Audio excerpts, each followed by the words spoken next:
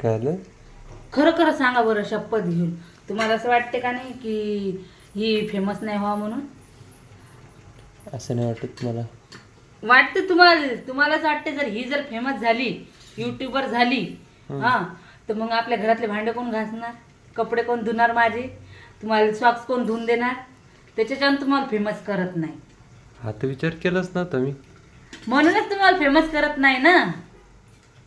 मला तुम्ही नुसतं कामावाली बाई म्हणून ठेवलेले आहे ना. पण मी फेमस होणार आहे. माय टॅलेंट, माझ्यातले टॅलेंट आहे. फेमस होऊन पण तू कपडेच धुणार ना? फेमस होऊन मी डायरेक्ट 5 स्टार हॉटेलमध्ये जाणार आहे. पहिले कपडे 5 स्टार धुणार? नाही. मग कपडे धुवायला कशाला हो? मग आता तिथं काय करणार तुझं? 5 स्टार हॉटेलमध्ये ते काय म्हणतात ना, ते पिझ्झा आणि ते नाही, लोक नाही, ते नाही, असं नाही. ब्रेडले ते लावून बर्गर काय म्हणतात ना, ते घर ते खाणार.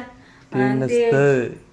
5 स्टार मध्ये हॉटेलमध्ये आहे ना, जे फेमस लोक झालेले आहे ना, सँडविच खाणार. त्यांना पहिलं भांडे धुवायला लावतात. हो, म्हणजे त्याला असं दिसत नाही की बा ही युट्यूबर चॅनल वाली हे एवढी फेमस आहे, मग त्याच्यासाठी मी युट्यूबचं चॅनल नाही का ते इथं पाठीला लावून फिरणार. तुम्हाला काय वाटते? त्यांना तर पहिले घेते ते, या चला, मग पहिले भांडे घासा, नंतर व्हिडिओ बनवा. हो, तुम्ही तर लयच हे हो. जा तिकडं, तुम्हाला तेवढंच काम आहे. तिथं कपडे पण धुवायला असतं बरं का. हां, लॉन्ड्री पण असते कपडे धुवायची. अहो पण मी युट्यूबर चॅनल वाली फेमस वाली आहे ना.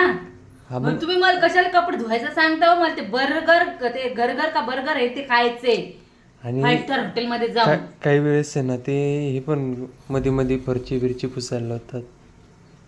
वायपर पण म्हणजे असतं सगळे तुम्हालाच वाटते का सगळे तुमच्यासारखेच आहेत म्हणून? विंडो